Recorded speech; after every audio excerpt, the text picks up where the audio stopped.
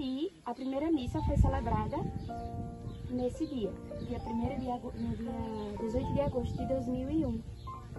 E aqui se colocou um crucifixo como marco, né, histórico, mas agora está a imagem da mãe, que ela vai ser trocada de cor na cadeira, já está bem antiga, né? Ela vai ser trocada e foi colocado esse marco aqui, ó, com esse crucifixo.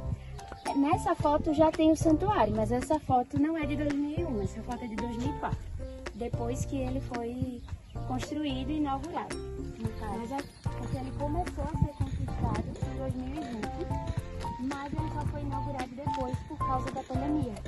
Então ele começou a construção assim na época da pandemia, teve que parar porque, né, não dava para funcionar nada, o santuário também ficou fechado um tempão, e aí depois ele foi inaugurado. Aquele senhor que está ali no monumento, ele é o senhor João Luiz Pozobon. Ele era diácono, ele era casado, pai de família, mas foi ele que começou a campanha da Mãe Peregrina, que é aquela imagem de capelinha que vai de casa em casa, que passa uma vez por mês nas casas. Pronto. Foi ele que começou. E ele levava uma imagem daquele tamanho ali, ele levava no ombro, ela pesa 11 quilos, e ele levava para os hospitais, para as escolas, para os presídios, para as famílias que tinham pessoas doentes, acamadas em casa, e também ele levava para a Vila da Caridade, que foram casinhas que ele construiu para famílias que estavam em situação de rua. Aí essas famílias, elas ocupavam essas casinhas, né, até que pudessem arrumar um emprego, se estruturar, né, ter uma renda financeira que pudesse comprar a sua própria casa ou o seu próprio terreno. Aí eles moravam. Será que está fazendo aquele burrinho ali do lado, né? Mas vocês sabem que para o nascimento de Jesus, a caminho de Belém, Maria foi num jumentinho, né? E ele dizia que era o jumentinho de Maria, porque ele queria levar Maria e o menino Jesus a todos os lugares onde eles quisessem ir. E é por isso que ele levava a imagem para todos os lugares onde ele ia, fazendo o apostolado da campanha da Mãe Peregrina, né? Ele se dizia, entre aspas, que era o burrinho de Maria. Por isso que ele é representado com um burrinho assim do lado. Mas ele não andava assim de burrinho, tá? É só uma representação da analogia que ele fazia com a própria missão que ele tinha, né? É a parte central do santuário, né? A capelinha, muitas vezes perguntam assim, o santuário não está aberto, mas pensam que lá é o santuário, porque é o lugar maior, sendo que o centro deste santuário é a capelinha, porque ela de fato é o santuário filial daquele que é o santuário original.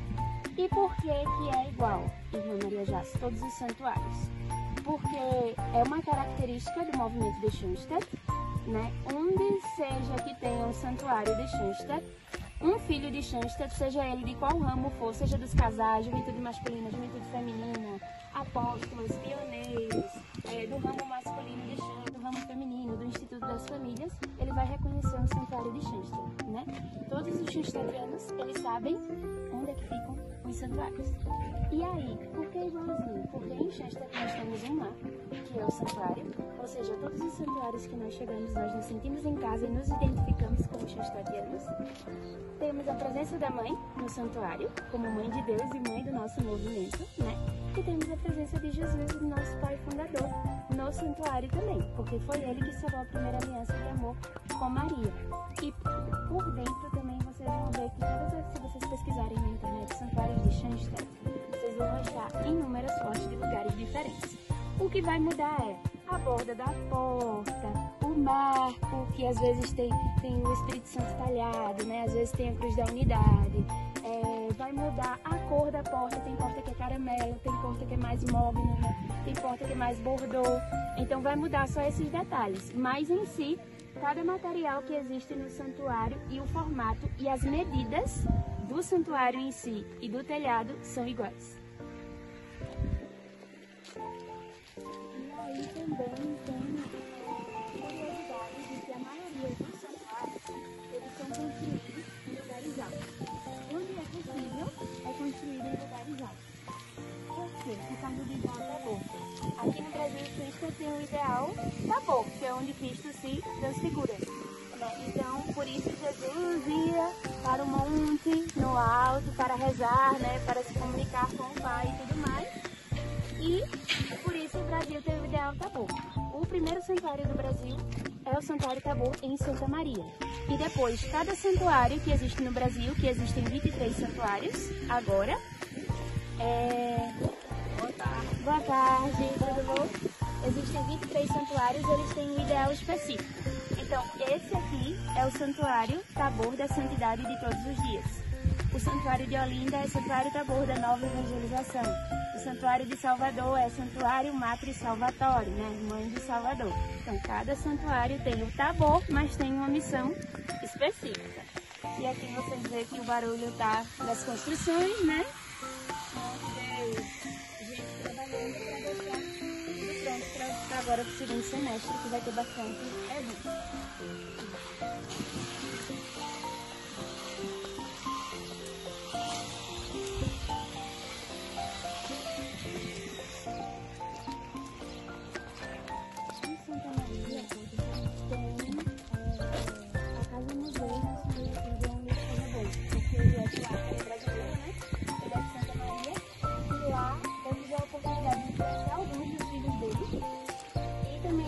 A casa onde ele morava, que agora se tornou um museu, né?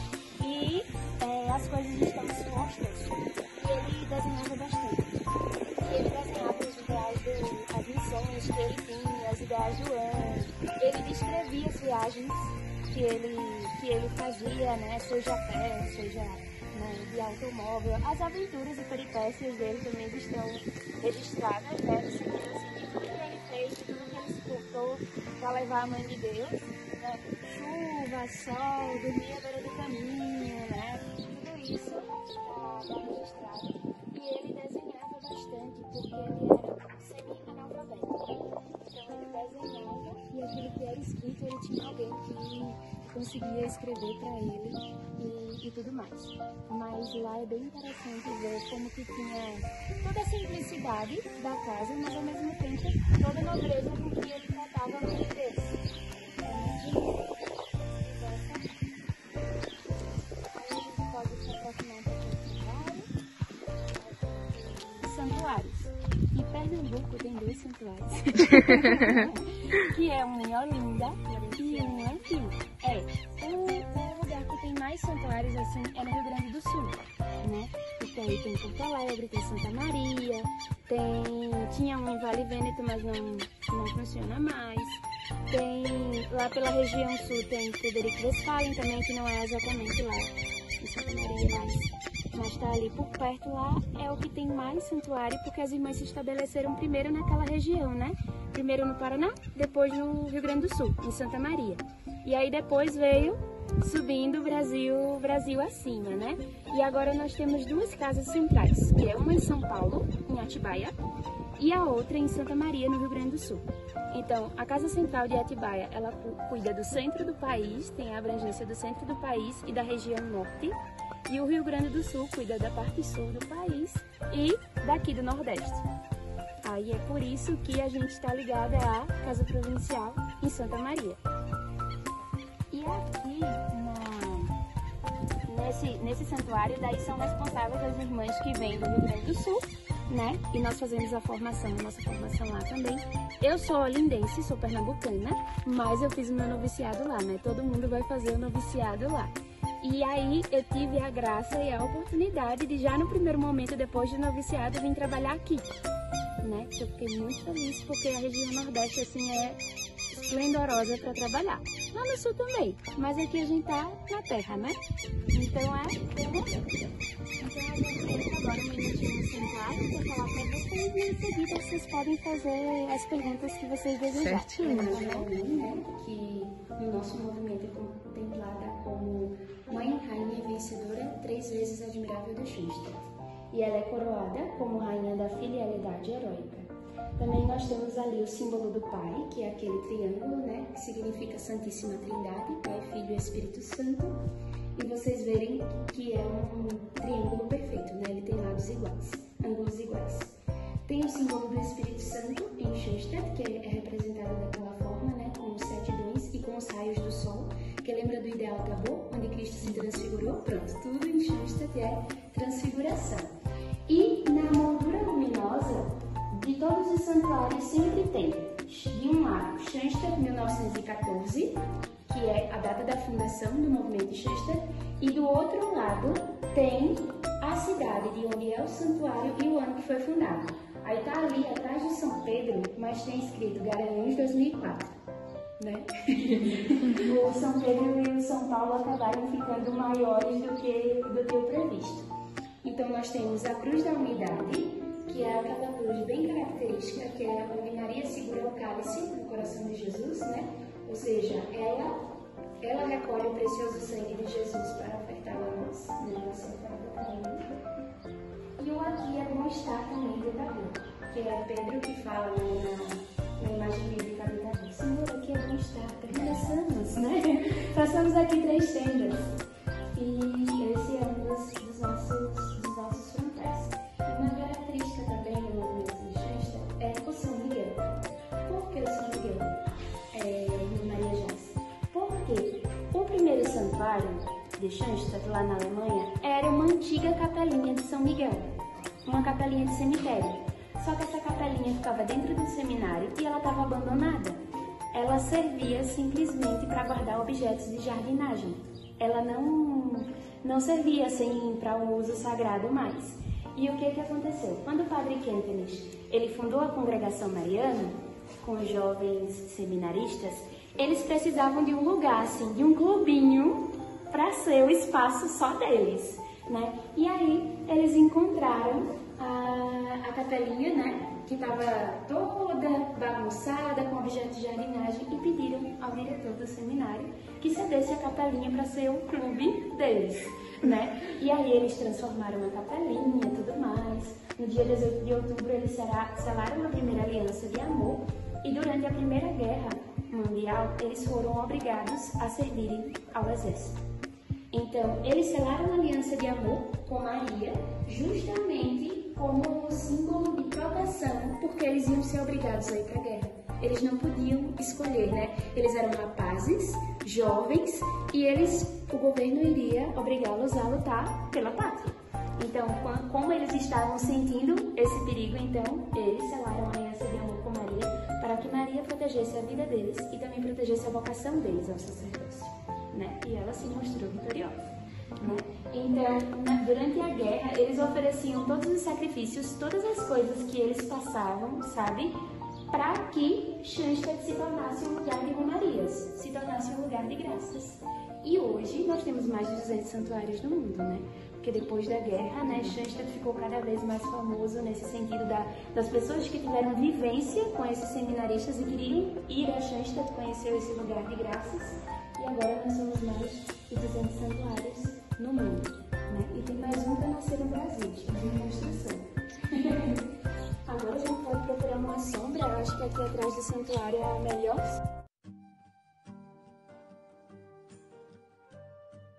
Oi, boa tarde, eu tô aqui com a irmã Maria Jace e a gente queria saber como foi a história da criação do santuário.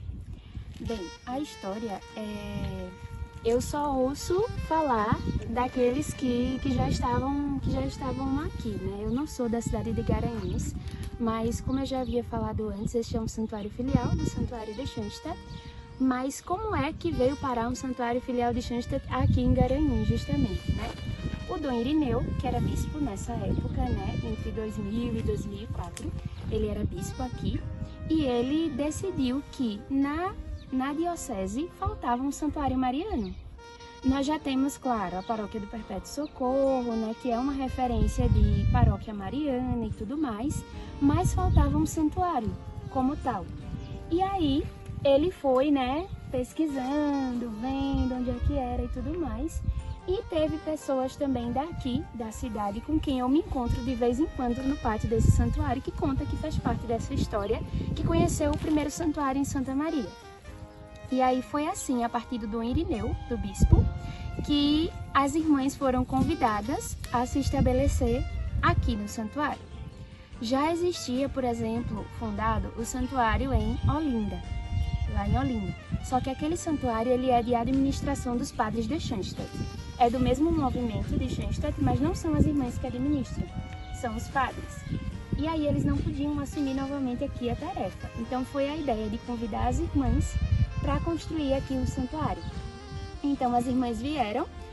Primeiramente elas moravam no centro da cidade, numa casinha lá no centro, enquanto elas não encontravam um lugar para construir o santuário como tal. E aí foi que começou a aventura, né? Procurar terreno, conseguir dinheiro para comprar o terreno, conseguir dinheiro para construção, né? E aí foi como aconteceu a história dos nossos benfeitores, né? Então, um benfeitor achou aquela colina que é lá da frente, onde tem uma antena, né? Antena de sinal de celular, e queriam construir o santuário ali. Só que ali as irmãs pensaram, é uma colina muito íngreme, não ia ter muito espaço plano, como tem essa colina, né? Então nós tínhamos que construir as coisas subindo, né? E essa não era a ideia. E aí depois foi visitada essa colina, e aí fizeram todos os trâmites para comprar o terreno do santuário. Teve muitas doações também que o pessoal da cidade fez. Teve muitas doações para o projeto, né, de jardim, de tenda, de um lugar para receber peregrinos, banheiros e tudo mais. E também da construção do santuário em si. Por isso que a capelinha é pequenininha, mas demorou tanto tempo para ser construída, né? Demorou 4 anos para ser construído e para ser murado o terreno do santuário, né? Para colocar toda a questão também de segurança, porque agora o bairro aqui em volta está crescendo, mas antes era só o santuário, no meio do nada, né? E as irmãs ficavam aqui sozinhas. Então precisava também de segurança para que as irmãs pudessem se estabelecer aqui. E esse santuário também começou também a dar frutos de vocações. Então, como tinha frutos de vocações, a província começou a investir aqui para poder crescer o santuário. E o nosso santuário, ele cresceu justamente com a característica de recebimento de peregrinos. Porque os peregrinos que vinham visitar a Santa Quitéria, eles passavam aqui no santuário. E aí, esse fluxo de peregrinos é que fazia gerar a renda do santuário, né? O fato de virem, comprarem na loja, de comprarem sua alimentação aqui, de estarem aqui, as próprias doações que nós recebíamos. Então este centro foi se fortalecendo a cada dia mais, com o apoio do bispo, né, o Dom Irineu, e aí nos fixamos realmente aqui, conseguimos construir o nosso santuário. Foi mais ou menos assim a história do santuário. A gente queria saber também como é o seu dia. Olha, nós como Irmãs de Maria, nós temos um horário específico, né, para algumas coisas. Mas o dia em si, ele é variado, é uma aventura, né? Porque nós não somos irmãs de clausuras ou contemplativas, que é aquelas que só ficam do convento, né? Como é as beneditinas, as clarissas, né, as carmelitas. Então nós temos a característica de sermos instituto secular, que é quando a gente é o meio termo, né? Nem estamos totalmente no mundo, nem estamos totalmente na vida contemplativa. Então, o meu trabalho específico do santuário é cuidar da loja, administrar a loja, e também o meu trabalho é com a juventude feminina da Diocese de Garanhuns, de Craíbas, em Alagoas, e de Mauriti. Então, eu atendo a juventude feminina. Às vezes eu estou no santuário, atendendo a partir daqui online, e às vezes eu estou nas cidades. Tem juventude feminina em Lagedo, em Angelim, em Jurema, em Craíbas, em Mauriti, né? Em Olinda, em Salvador, né? Em Aracaju. Então, a partir daqui eu atendo a diocese, as cidades que pertencem à diocese e a cidade de Alagoas. Então, eu posso estar aqui, mas eu também posso estar atendendo pessoalmente nesses locais. Às vezes, né, também eu assumo outras tarefas aqui no santuário. Por exemplo, receber peregrinos, que vem ônibus de peregrinos, né? Às vezes eu ajudo a irmã Glória Maria, que é a nossa superiora, a ir comprar material de construção, né? Vocês viram que tem vários homens trabalhando ali e às vezes falta lixa, cimento, gesso, e a gente tem que dar uma corridinha atrás, né, para isso. Às vezes acontecem imprevistos também no santuário, que a gente precisa estar ali e resolver, né, na hora e tudo mais. Então o dia a dia é bem variado, mas assim, em si, o que nós temos de horário fixo é o horário de abrir o santuário, que é às 6h10 da manhã. Aí nós temos a nossa oração da manhã, as nossas orações matinais, temos a Santa Missa, e aí café da manhã, e aí começa o dia. Aí nós temos as refeições juntas, né? Porque nós somos comunidade, né? Então em algum momento a gente tem que se encontrar. Então nós temos as refeições juntas. E no final da tarde, quando a gente fecha o santuário, aí nós temos a nossa programação da semana. Que ou é reunião, ou é o momento de oração, ou é o momento do terço, né? Ou é alguma atividade recreativa que nós fazemos. Então o dia a dia varia muito, né? Mas também tem as responsabilidades, por exemplo, de fazer as compras da casa, se for a semana de fazer compras, né? Ou então de levar o carro na oficina, ou de, né, de pagar contas, né? Pronto, então o dia a dia varia muito conforme a atividade que a gente tem naquele dia e conforme a gente consegue dividir as tarefas, né? Cada uma vai fazendo uma coisa. A gente queria saber também em que ano que você veio morar aqui no santuário. Eu vim morar aqui em 2020, aí eu vim no primeiro semestre, porque eu precisava terminar minha faculdade aqui. E aí acabou que aconteceu a pandemia, né? Aí no meio do ano eu voltei para Santa Maria e retornei em 2021. Aí eu conto 2020, que eu vim morar aqui. Quais são os dias que tem missa?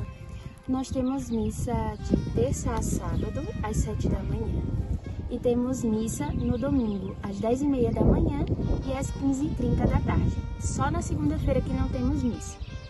Que daí é a folga do padre, né? Aí ele não vem aqui. Mas aí na segunda-feira nós vamos à missa no mosteiro. Mas terça a sábado, missa às 7 e no domingo, 10h30 da manhã, 3h30 da tarde. A gente queria saber também como é que é o processo para se tornar filho. Então, é um processo que às vezes é totalmente desconhecido por todo mundo, né? Alguns já me perguntaram se eu fui deixada no convento, né, assim, aleatoriamente, se eu já conhecia minha mãe, né? Se as irmãs tinham me criado aqui, e não foi nada disso, assim, né? O processo, ele é simples.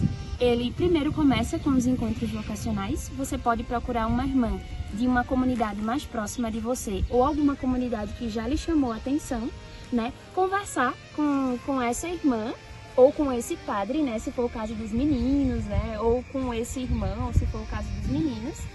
E você pode perguntar para ele quando que acontecem os encontros vocacionais. E aí, nos encontros vocacionais, a gente vai conhecendo melhor a comunidade. Qual é o ideal da comunidade, qual é o estilo de vida, qual que é a missão da comunidade, porque cada comunidade religiosa ela tem uma missão específica. Por exemplo, tem comunidades religiosas que a missão é específica da saúde, na área da saúde.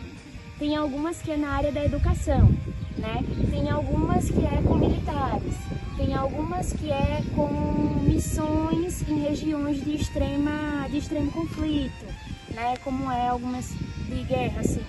Então, cada comunidade religiosa ela tem uma missão específica e ela tem características, né? Então, o primeiro passo é pesquisar, dar uma pesquisada no Google sobre as diferentes comunidades religiosas e aquela que mais te chamar a atenção ou aquelas que mais chamarem a atenção, você entra em contato, fala com uma pessoa que já é de dentro da comunidade e pergunta: e aí, quando que há os encontros vocacionais? Como é que funciona?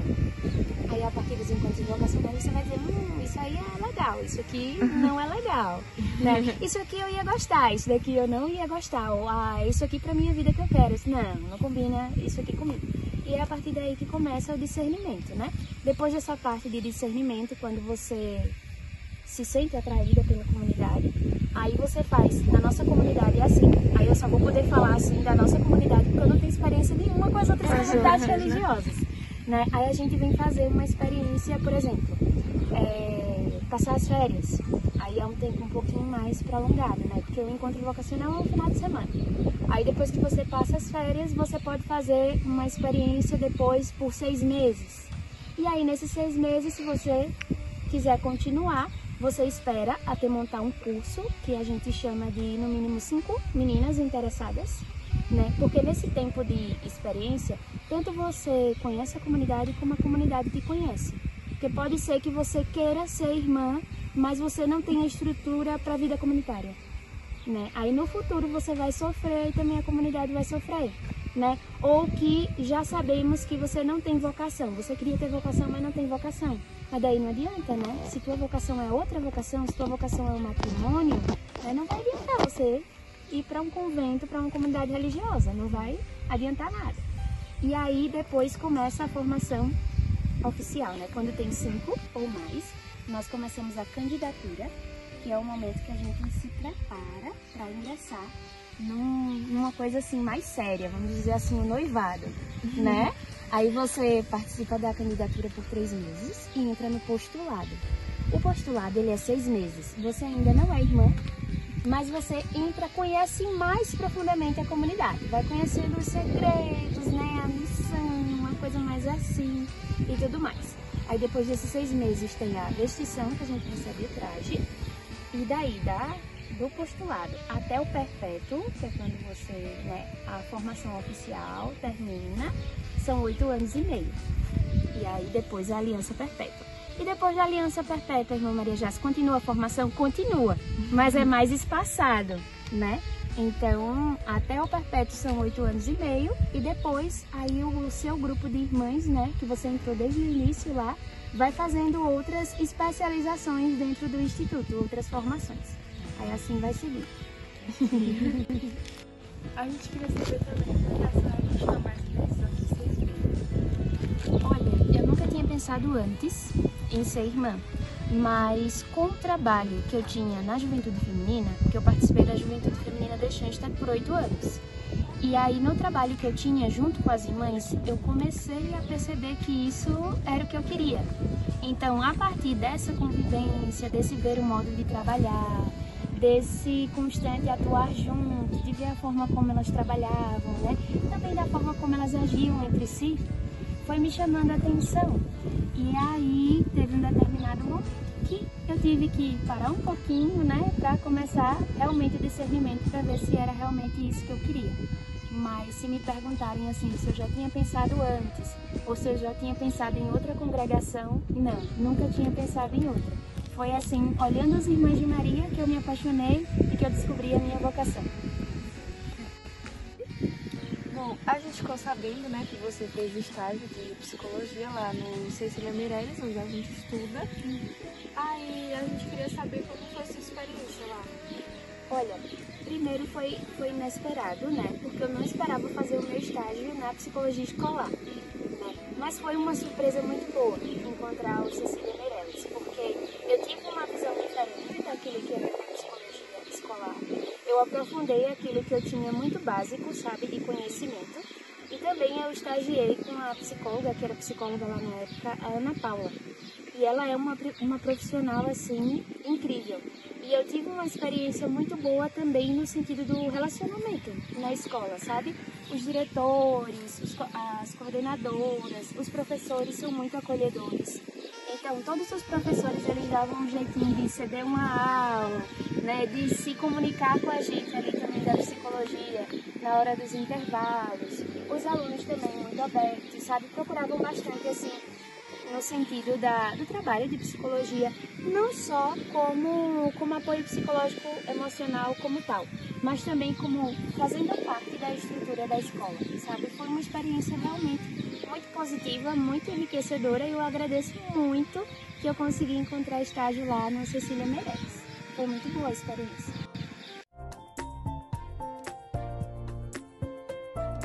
Pai, qual o seu relato em relação à Mãe Rainha? Em 2008, eu estava voltando de uma viagem, comecei a sentir uma dor de cabeça. E mesmo assim consegui chegar em casa e a dor de cabeça só aumentando. Não tomei remédio e me deitei. Porém, durante a madrugada, acordei com a dor de cabeça mais forte e não consegui mais me levantar. Então foi quando Ana Paula chamou o Clécio, meu irmão, e me levaram para o hospital. Chegando lá, fui atendido e o médico teve suspeita de meningite.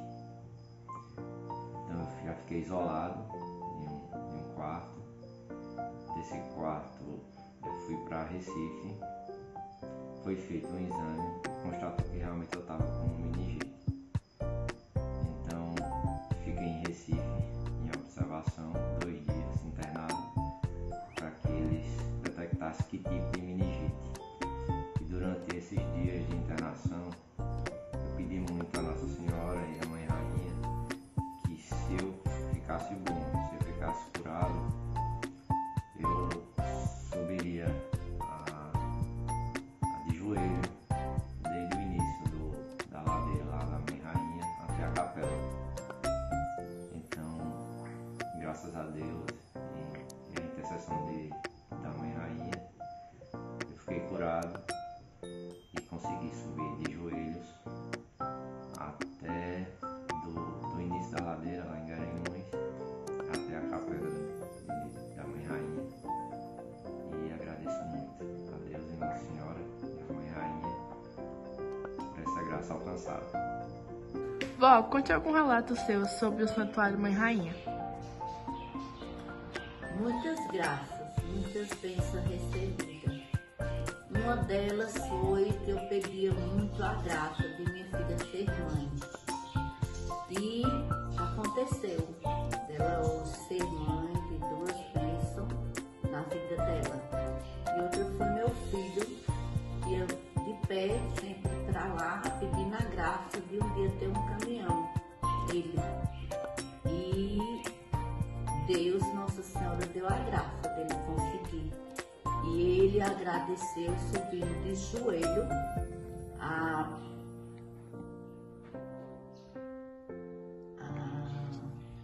ladeira todinha do santuário.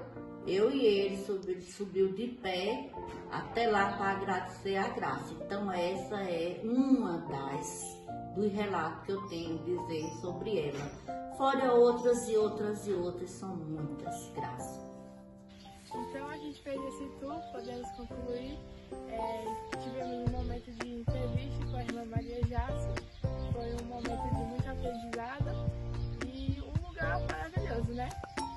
Agora concluímos a entrevista com a E obrigada, irmã Jace. A gente gostou muito de conhecer. É isso. Podem voltar sempre. Aqueles que não conhecem o santuário, que gostariam também de conhecer, sejam bem-vindos. Muito obrigada. Obrigada.